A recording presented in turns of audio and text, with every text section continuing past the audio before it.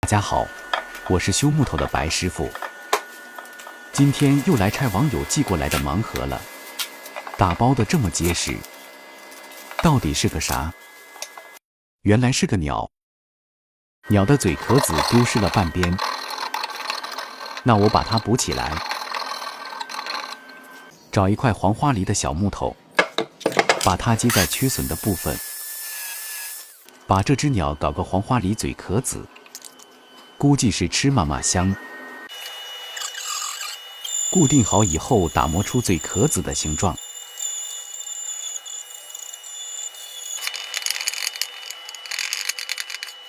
黄花梨的嘴壳子颜色太红了，上点油漆掩盖一下，用毛笔画一下纹路更逼真。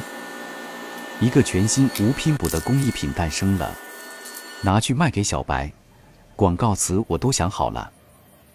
千年老木，名贵古树，无缺无补，绝无修复。良心商家没有套路，仅此一件，预购从速。